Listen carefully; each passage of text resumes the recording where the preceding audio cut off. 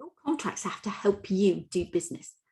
But if you work in the construction sector like I do, they also have to help you do a specific project.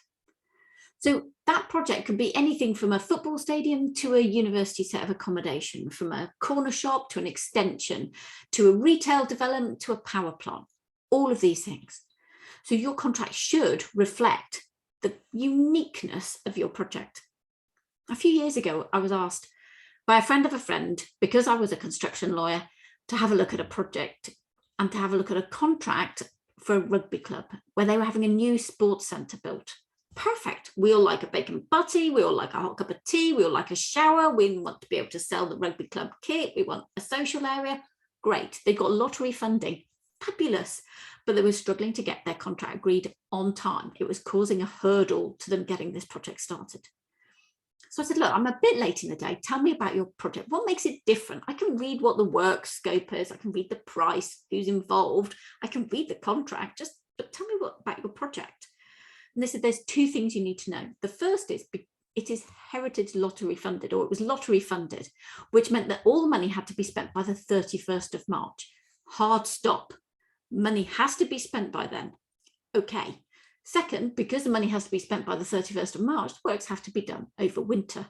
The rugby club was on a floodplain, and occasionally they had seriously adverse conditions for carrying out construction.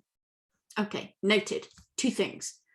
So I looked through the contract. Well, the firm of lawyers, who will remain nameless, had chosen the JCT design and build contract, the longest, most complicated of the JCT suite.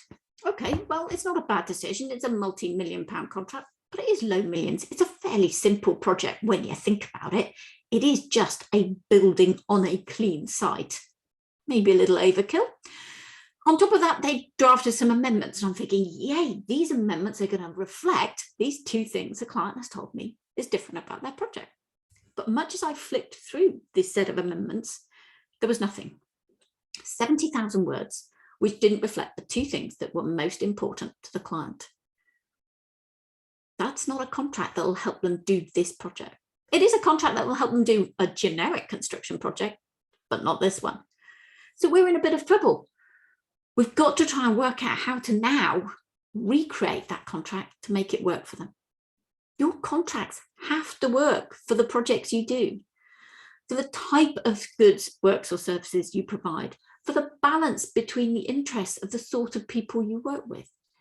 If you work a lot with vulnerable people, you need really simple contracts.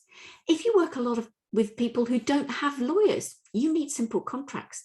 That's the quickest way to get them negotiated. You need to avoid putting a whole load of time, energy, and money into drafting complicated contracts, which you can't get agreed. Nobody needs to spend that sort of time, energy, and money on things that you can't agree. So your contracts have to help you do business and to help you do the projects that you want to do. Anything else? Well, it's just paper. And we don't need more paper in the world, whether it's digital paper or actual paper. Do your contracts really help you do business?